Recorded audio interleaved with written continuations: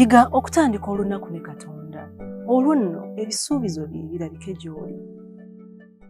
Mukama waffe yeebazibwe kubanga ne leero gukedde nga tuli balamu. Abantu bakiraba ng'ekyangu, buli lwokeera n'obeerawo ng'oli mulamu. Oluusi oyinza okukifuula daily routine n'olowooza nti kisoboka buli lunaku. Naye waliwo abayingira mu kiro nga beebuuza lwaki buzibye. Kale gwe wange okyali mulamu, erinnya lya Mukama waffe liweebwe ekitiibwa. Njagala okwebaza kubanga tokooye okuva lwe twatandika bulijjo okeera n'obeerako ku mukutu guno ogwa 3ABN TV mu program ensulo ey'enkya. Mukama atuwadde ekisa kyetuvudde tumwebaza. Wasuze otya nnyabo, wasuze otya ssebo, weebala okubeera awamu naffe. Obudde bukedde ku ssaawa 11:30 okutuuka ku ssaawa 12 eza buli lunaku tubeera ne programu eno ensulo ey'enkya mwe tuyigira okweyongera okumanya okuyita mu kasimuka aka buli wiiki. Nsaba Mukama atuwa omukisa nga tugenda okuyiga era otegeeze n'omulala atannazuukuka nti tutandise. Katwebaze. Mukama waffe weebazibwe kubanga otuwadde omukisa omulala nate okulabika mu maaso go. Tukwebaza olw'okutuyisa mu kiro Mukama, obudde bukedde, otuwadde enkya ennungi, erinnya lyo liweebwe ekitiibwa. Ng'oggyeko ebizibu abamu bye bayiseemu okuyita mu kiro, kale tetuyinza butakwebaza olw'ekirabo eky'obulamu. Ng'ogenda okwogera gye tuli, ebigambo byo kabiwulikike, kabituuke mu bulamu bwaffe, era tutandike okukola nga gwe bw'osiima ku bwa Yesu Kristo Mukama waffe. Amiina.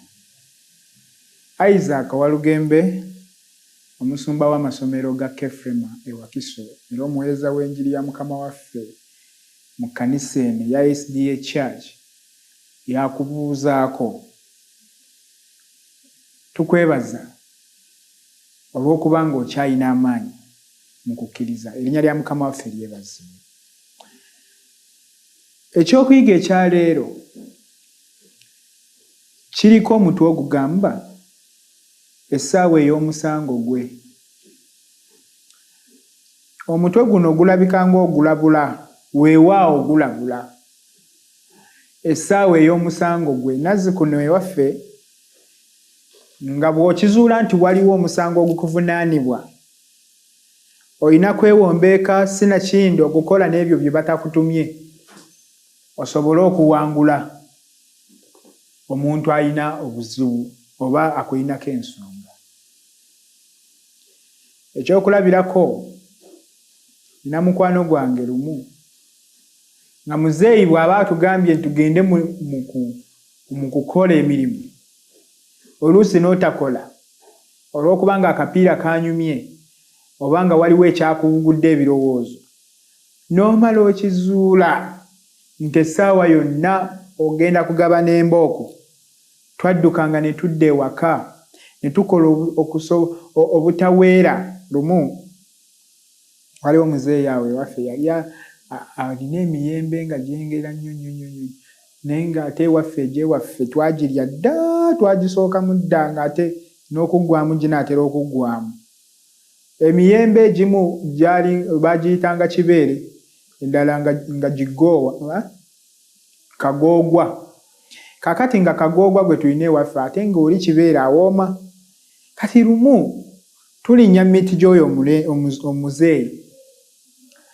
Tuba mu miti eyo, tuba tuvuddeyo n'emiyembe gyaffe tukkirira bwe tuti. Muzeeyi waffe yennyini ye yatugwako. Kyava agamba, okay,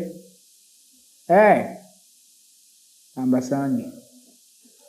Ne tutya kubanga oli yali takuba, yali abonereza.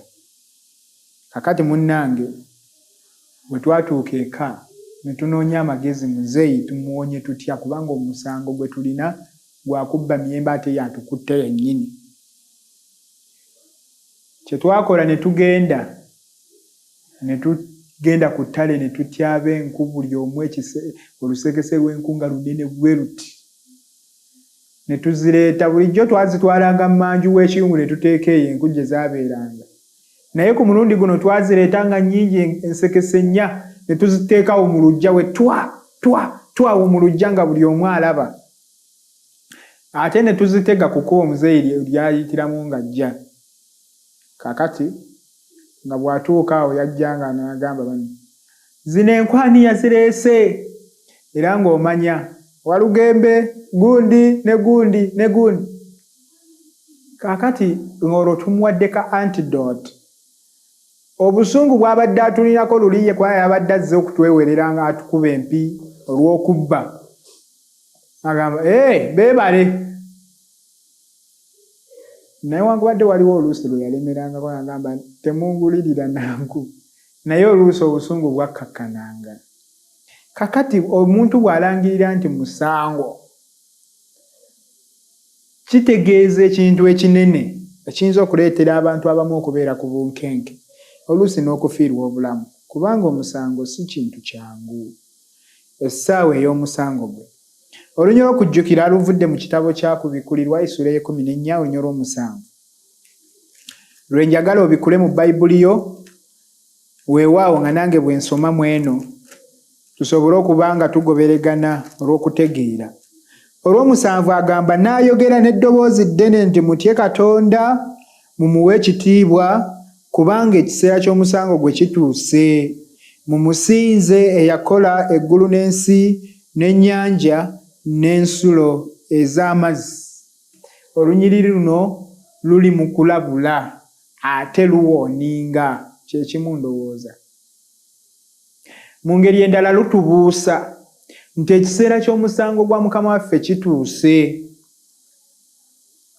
Ekitabo kyakubikkulirwa kiraga n'obwegendereza olutalo olumaze ebbanga eddene nga luzze lulwanibwa wakati w'obubi n'obulungi. Olutalo luno lumaze ebbanga ddene nga luyinda okuviira ddala ng'ensi tennatondebwa.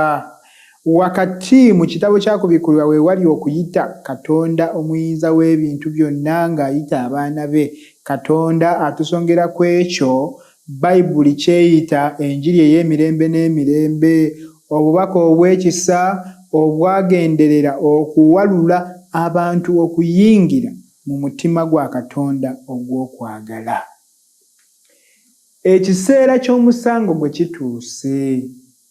Olutalo luli wakati waffe olulwanibwa lwe lutalo olw'obulungi n'obubi. Ffe ba victims ab'olutalo luno. Abaganda baagereesa nti enjovu ebbiri we zirwanira essubi lye likutuka. Waliwo akulwanira muganda wange ku lw'obulungi n'obubi. Olutalo lwatandika dda okuva mu butonzi. Bayibuli egamba nti n'ogusota ne gusuulibwa ku nsi ne bamalayika baagwo, kubanga Mikayiri yalwana nagwo. Bwe yalwana nagwo ne watalabika kifo kyagwo nate. Mu ssuula ey'e12 munyolo 7 wojja okutandikira awo osome. Naye najja n'obusungu bungi, kankusomerewo. Agamba ne waba olutalo mu ggulu, Mikayiri ne bamalayika be baatabaala okulwana n'ogusota. Ogusota ne gulwana ne bamalayika baagwo ne batayinza, so ne watalabika kifo kyabwe nate mu ggulu. N'ogusota ogunene ne gusuulibwa. Omusota ogw'edda oguyitibwa omulyolyomi era Setaani omulimba w'ensi zonna ne gusuulibwa ku nsi ne bamalayika baagwo ne basuulibwa awamu nagwo. Ne mpulira eddoboozi eddene mu ggulu nga lyogera nti, kaakano obulokozi buzze n'amaanyi n'obwakabaka bwa Katonda waffe n'obuyinza bwa Kristo we, kubanga aloopa baganda baffe asuulibbwa. Abaloopa mu maaso ga Katonda waffe emisana n'ekiro. Njagala olw'12 lwe mba ntandikira kwagamba, Kale musanyuke eggulu n'abatuulamu, naye zisanze ensi n'ennyanja, kubanga omulyolyomya asse gye muli ng'alina obusungu bungi n'amaanyi ng'amanyi nti alina akaseera katono. Njagala okutegeeza omusajja ono bwe yawangulwa mu ggulu ng'olutalo lunyiinyiitidde n'asuulibwa ku nsi ne bamalayika be. Okusuulibwa kwe ku nsi Katonda teyamusuula kubanga yalina ekigendererwa nti ku nsi teriiyo bitonde bye kyafa asuula eyo, nedda. Naye kyekifo kyokka ekyali kiyinza okuleetawo eddembe, era amangu ddala nga yakasuulibwa ku nsi, kyebaava bagamba nti zisanze ensi n'abatuulamu kubanga omulyolyomya asse gye muli ng'ate si musanyufu, musunguwavu. Olw'okubanga teyalina kafo wano yeewogomawo obwewogome, Yesu Kristo kyava avaayo ne mu ggulu ajja amulwanyise ku nsi kuno. Era njagala okutegeeza Sitaani muwangule mu ggulu ne ku nsi, kubanga Yesu Kristo bwe yafa ku musaalaba ne tufuuka baddembe. Luli tetwalina option kubanga jjajjaffe Adamu Sitaani nga yakasuulibwa ku nsi, atuukira mu lusuku Adeni, alimba abaaliyo, atusuula mu nsasagge, tutandika okwonoona, tusingibwa emisango. Tetwali baddembe kubanga twali twatungibwa. Naye njagala okutegeeza Yesu Kristo bwe yajja n'atufuula baddembe. Waliwo akuyaayaanira. Katonda waakwagala, naye ate waliwo akukaayanira. Omanyi okuyaayaana n'okukaayana bya njawulo. Ono ayaayaana agamba, kale emmeme yange eyagala Walugembe oyo, kale singa nsobola okumufuna ne mufuula omwana wange, emmeme yange emuyaayaanira. Naye ate akaayana y'ono. Gwe ssebo nti oyo Walugembe gw'olina wange ate mwagala, kati yitawo ne mutandika okwesika omuguwa. Okwo kwe kukaayana. Katonda waffe akuyaayaanira kubanga oli wuwe, naye waliwo akukaayanira ate nga toli wuwe. Lwe lutalo lwe twogerako, naye ekigambo kyagambye nti ekiseera ky'omusango kituuse. Obubaka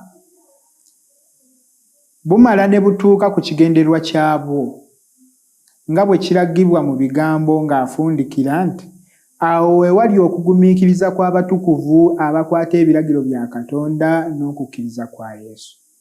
Essuula ey'e14 gye tulimu eyakubikulirwa olunyiriri olw'e12, awo we wali ebigambo ebyogera nti, awo we wali okugumiikiriza kw'abatukuvu abakwata ebiragiro bya Katonda n'okukkiriza kwa Yesu. Abo be bantu abaanukulira obubaka bw'enjiri ey'emirembe n'emirembe era ne balokolebwa. Njagala okutegeeza n'enjiri ey'emirembe n'emirembe erimu n'omusango. Abo olw'okubanga nyanjudde wali ne nyanjula nti waliwo olutalo oluliwo wakati wa Katonda waffe n'omulabe waffe. Kale ffe olw'okuba ffe tukaayanirwa, omulabe kasita otegeera amazima ga Katonda n'otegeera ekigendererwa ky'ekigambo kya Katonda, toyinza kutambulira ku kaweweevu. Enjiri ey'emirembe n'emirembe si yeeno ey'ebyamagero. Si yenjiri ey'okugamba nti kkiriza ogende Dubai, nedda. Si yenjiri eya tiketi. Si yenjiri ey'okuwona obwavu. Si yenjiri ey'okufuna obugagga. Yenjiri ekwata ku mugagga ng'abadde mugagga n'ayavuwala.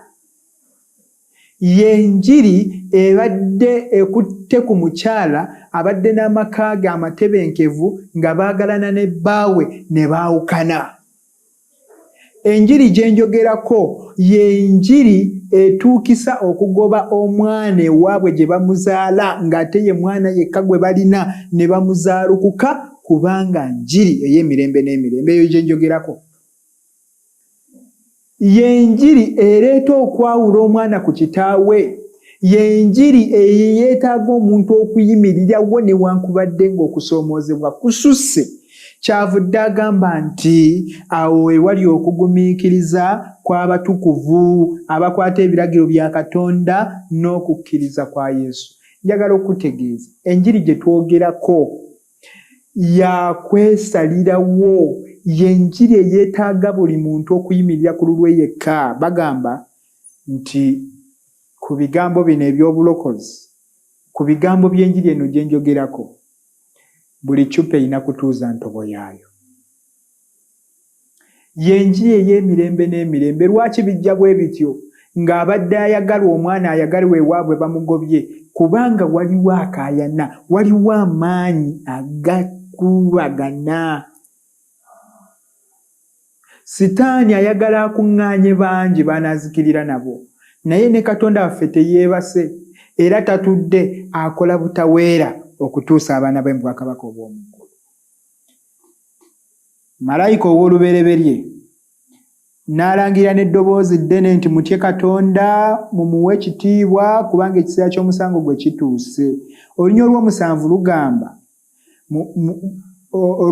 lugamba ng'ayogera n'eddoboozi ddene nti mutye Katonda mumuwe ekitiibwa kubanga ekiseera ky'omusango gwe kituuse. Mumusinze yakola eggulu n'ensi n'ennyanja n'ensulo ez'amazzi. Okutya Katonda n'okumuwa ekitiibwa kwe kubeeranga mu bulamu obweweereddeyo ddala mu bujjuvu eri oyo omuyinza w'ebintu byonna. Nkiddamu, okutya Katonda n'okumuwa ekitiibwa kwe kweweerayo ddala okutambulira mu ngeri ze nga ye bw'ayagala ng'omuyinza w'ebintu byonna.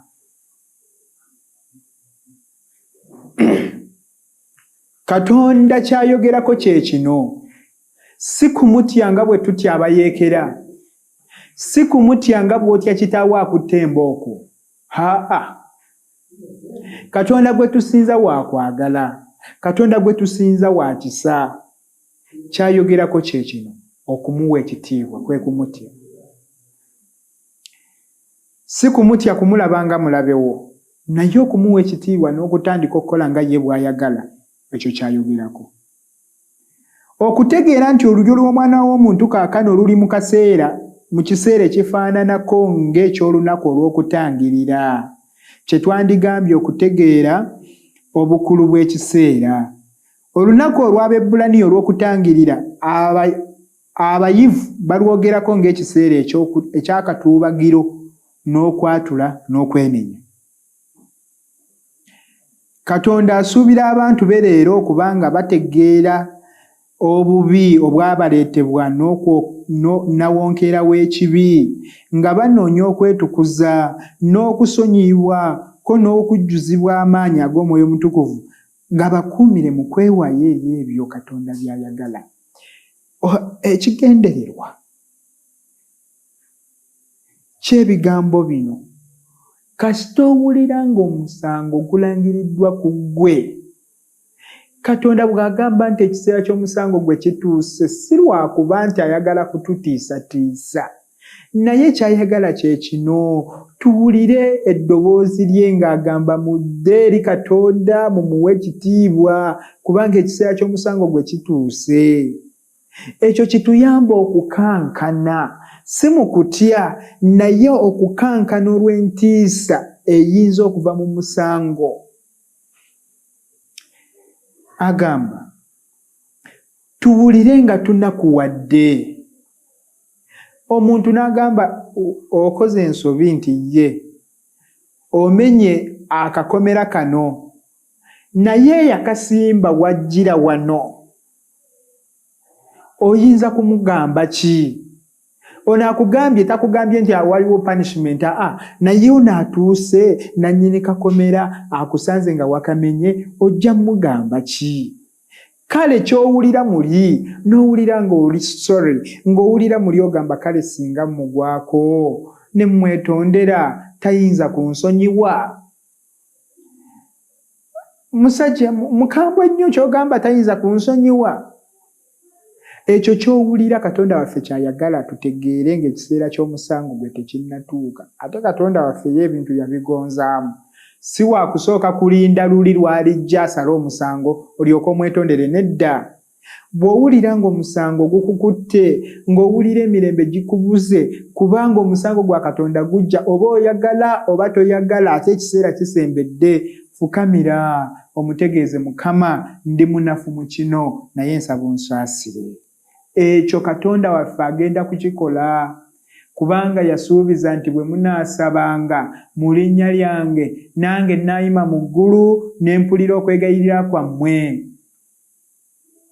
Mu kitabo eky'ebyomu mirembe wali mu ssula y'omusanvu-14 agamba nti abantu abatuumiddwa erinnya lyange bwe baneetowaza ne banoonya amaaso gange, nange ndiyima mu ggulu ne nsonyiwa okwonoona kwabwe ne mponya ensi yaabwe. Bigambo byangu, naye olw'okubanga tuli mu nsi ya kibi, munnange tebitegeerekeka. Tubirabanga ebizitowa, tubirabanga ebizibu, naye ate byangu. Kitaffe kyavudde agamba mutye Katonda, mumuwe ekitiibwa, kubanga ekiseera ky'omusango gwe kituuse. Atuwadde ne conclusion egamba mutye Katonda, mumuwe ekitiibwa. Kyekyokka. That's what God requires. Ffe tubeere baddembe. Yandigambye bugambi, kyandibadde kisoboka n'agamba bugambi ekiseera ky'omusango gwa Mukama kituuse, nga naye tatugambye kyakkola. Tukole tutya? Naye Katonda waffe atwagala abooluganda, atukoze bulungi, kubanga ye atunnyonnyola ekyokkola.